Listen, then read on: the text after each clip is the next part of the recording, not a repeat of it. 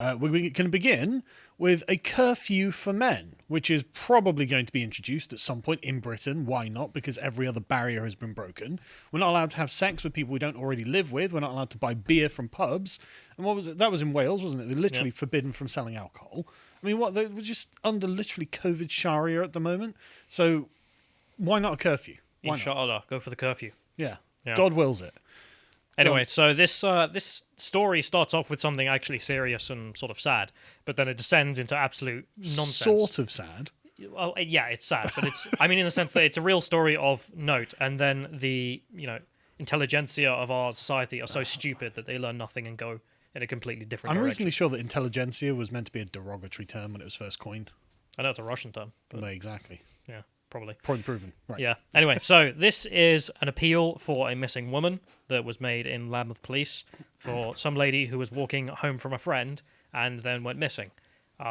Which she would have been breaking COVID, is my understanding, but that's aside the point. Right. So we're not going to castigate her for breaking the lockdown rules. No, but it is something I find strange that no one's mentioning. Like, you would expect them to mention it every other avenue, but for some reason this has now been dropped. And If it was you breaking the lockdown rules, that'd all they'd be talking. Yeah, about. if it was someone they didn't like, they'd bring it up. Yeah. But So I'm just like, it isn't relevant to the fact that she's gone missing. No.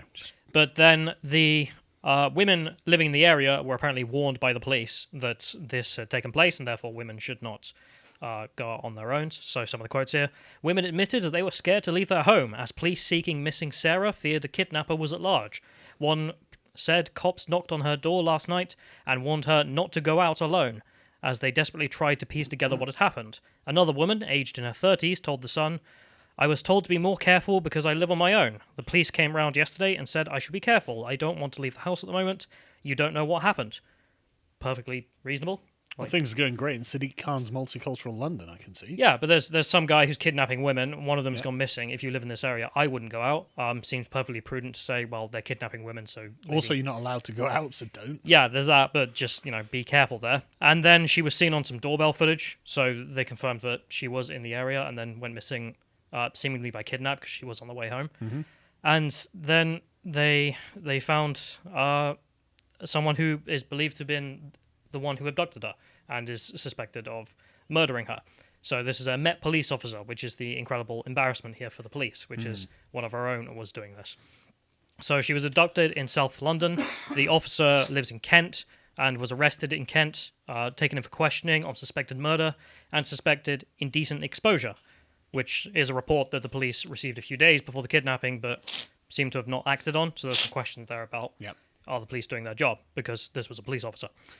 The case has been referred to the Independent Office for Police Conduct because it's a police officer, which seems perfectly prudent. I mean, I'm sure they're not perfect, but what are you meant to do? Yep. And the sad news is that they found her remains, or at least they suspect to be her remains, in an area they were searching. I don't think it's confirmed yet that it's her remains, but it seems that definite she's probably been killed. Yeah.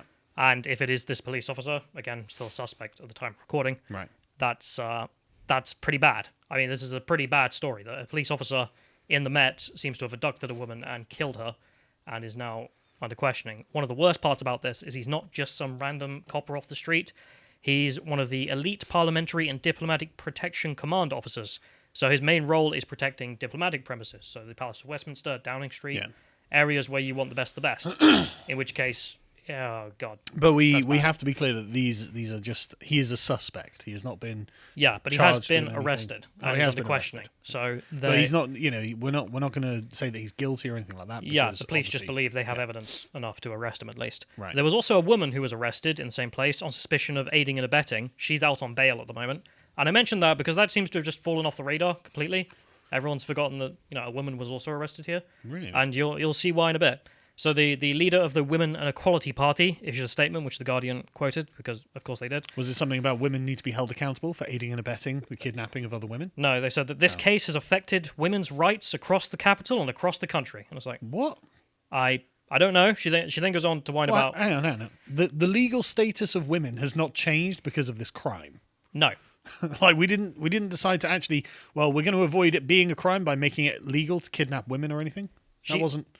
She then goes on to whine about other stuff, but she doesn't expand on that comment, so I don't really know, except maybe she's saying that women being killed means that women everywhere somehow lose rights. Well, that means anyone being killed loses their rights. Yeah, it's pretty silly. But the response from this was kind of unexpected for me, but I imagine I probably should have expected it. Yeah. Which is a lot of people upset that, a woman has been killed, and therefore this is a women's issue, and they've sort of blown it out of proportion in my view. Like, sure, it is bad that someone has been murdered, but it's one person. This is not some epidemic that's been going on for months and months. And let's just get some of the tweets up. So some of the people responding to this. So women and girls are in danger, scared to run, scared to walk. If men were scared like this, would something be done? This is a damning indictment of City Khan's London. Yeah. God, this is so 2012. Okay, go on. I know, it's the same arguments as the ones about we live in a rape culture society. The argument here is we live in a society of murderers who love to murder women, and apparently it's normal and everyone likes that, which is obvious nonsense. And this went on and on. So like the next one here is from a lady who, what is she, like Irish politics, Oxford or something? Yeah. So her name was Sarah. She deserved to walk home that night. It was her right. Her name was Sarah. I was like, yeah. As if there's a constituency of people saying, no, it's not her right. Women must be locked to their homes. The murderer lobbyist group are like, no. Yeah. I mean, I suppose locking in their homes is the COVID lot. That's the constituency arguing for that. But the murder lobbyist group, I don't think have... The Venn diagram of these people and COVID lockdown proponents is quite similar too.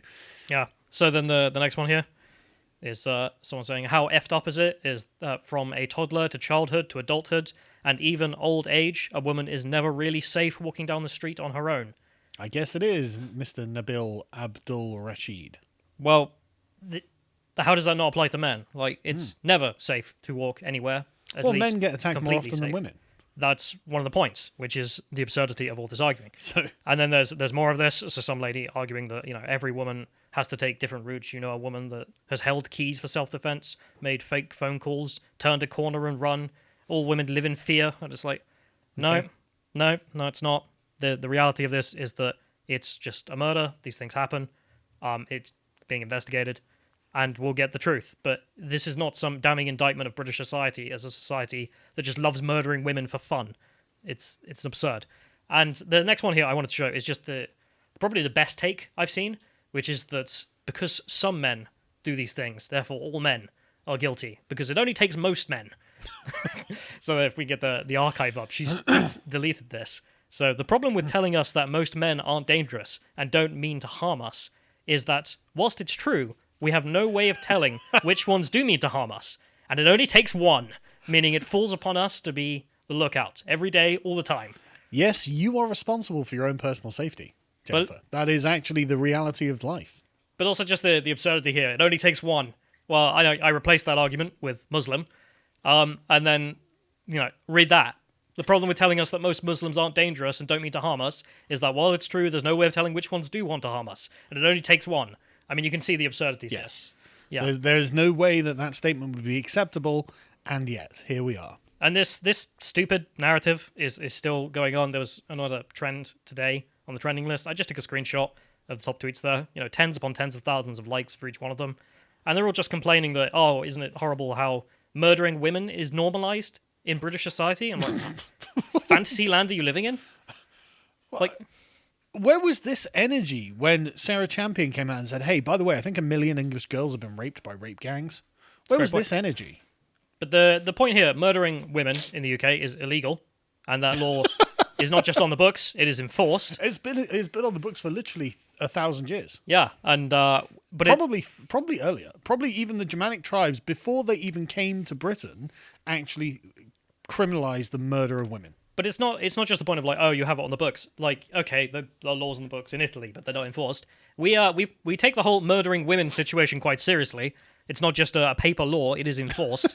And as you can see by these tens of thousands of likes and whatnot, it's got mass social support that murdering women bad. I don't know what to tell you. That's just obviously false. These idiots are just talking like this.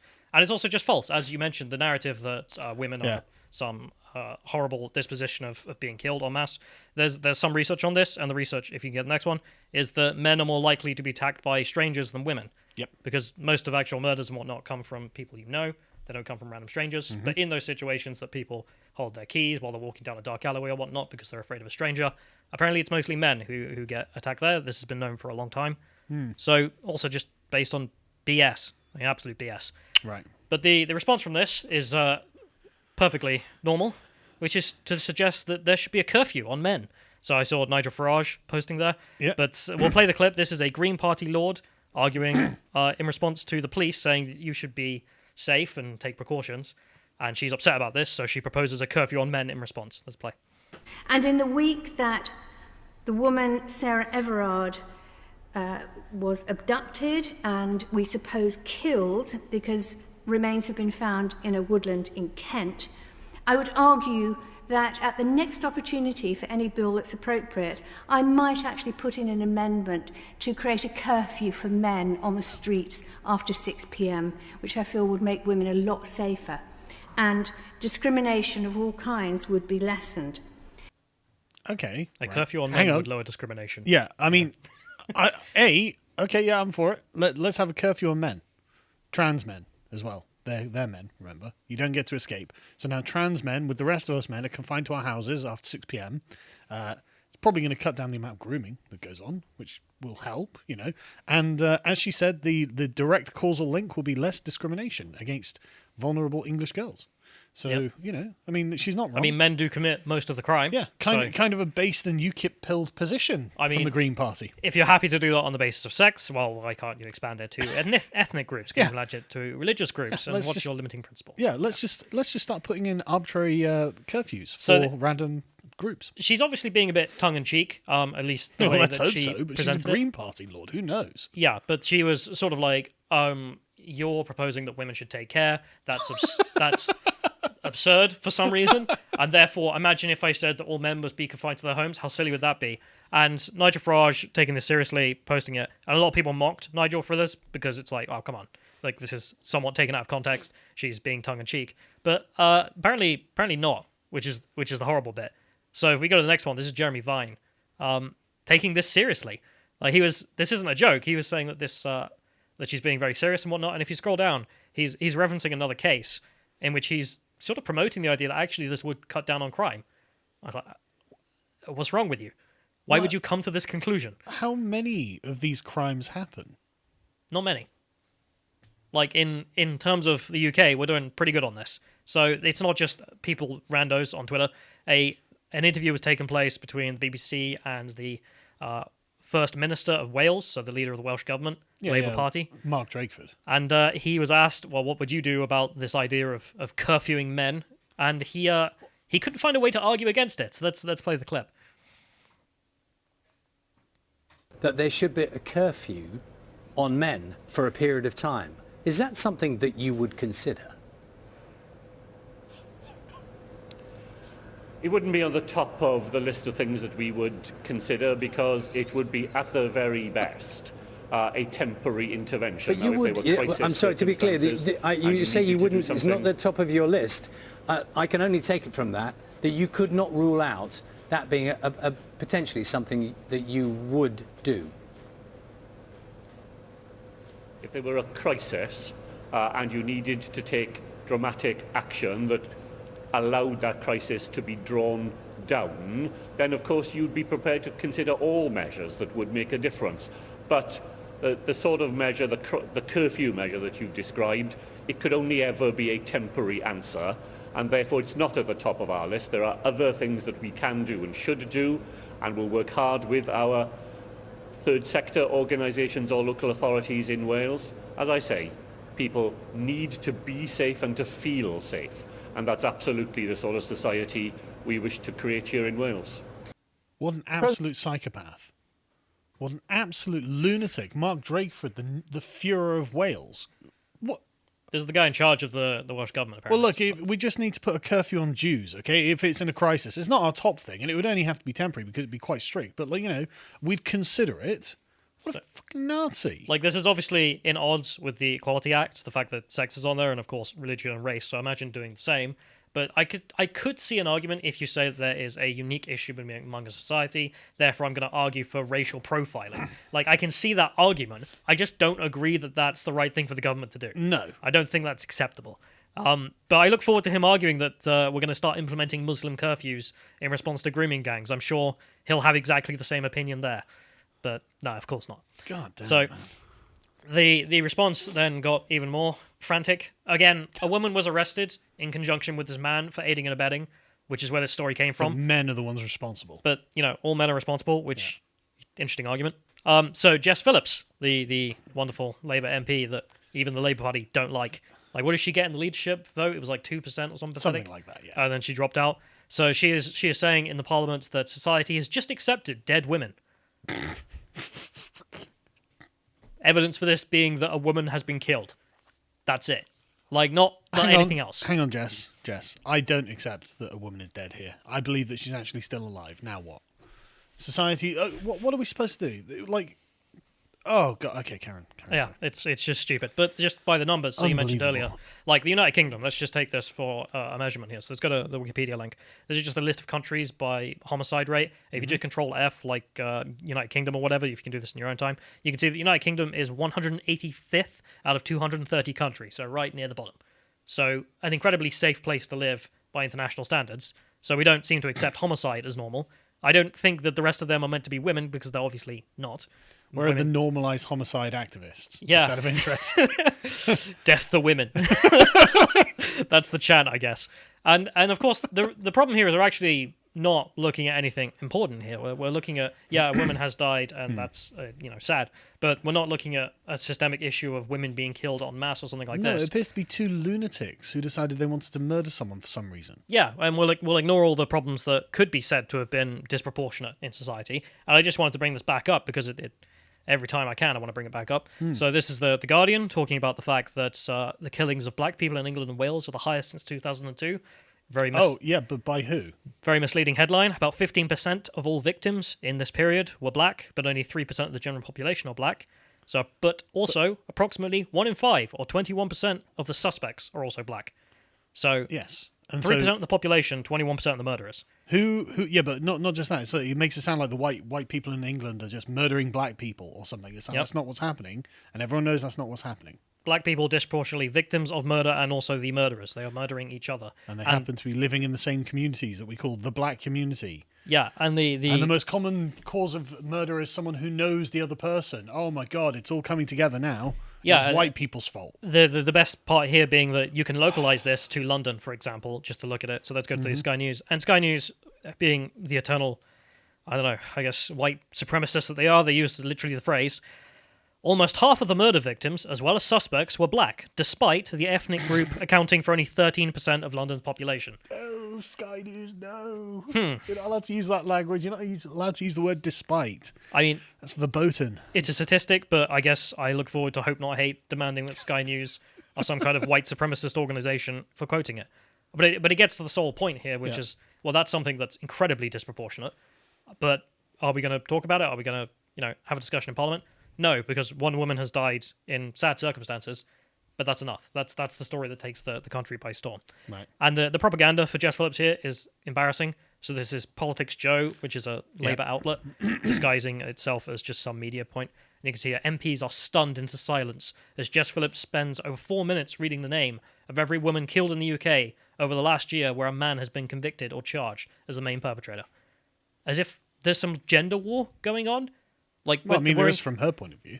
Like we're in some kind of class warfare between men and women where the class of men are desperately trying to murder the class of women in the streets or something. Well, that's her opinion, yeah. I know that's her opinion, but that is crazy. Like, no one thinks that that's what's going on except gender communists. That's correct. So, I don't... And the fact that Joe are just like, yes, people are stunned. I noticed she's not reading out the names of young black men who have been stabbed by other young black men in London. Because there's no class war there, in her opinion. Exactly. And the thing is, that'd probably gone for a lot longer, wouldn't it? So there's a point made by the normal people, like actual normal people, if you can get the next one, which is that of the people that are murdered in the last year, 118 women, 577 men. Well, then there's clearly a problem here that men are murdering a lot. Clearly, society has a bias against men, and we've normalised the murdering of men. Yeah, and then if you just look at the deaths in society, she's talking about the deaths of women have been normalised. Well, okay, well, let's look at workplace deaths for a second. If you can get the graph up. This is for the United States. I couldn't find one for the UK, but I imagine it's very similar. Just the disproportionality there. Like, it's not even close. So don't give me this BS. And then there's the obviously sane people who are so obviously sane that they decided that her reading out dead women is transphobic because she had purposely decided to not include trans women who had also died. Correction. Jess Phillips only reads out some of the names of women who have been killed in the UK where a man has been convicted. If the murdered woman was inconvenient for Jess's worldview, being white not enough, not cis enough, etc., then that woman doesn't appear on Jess's list.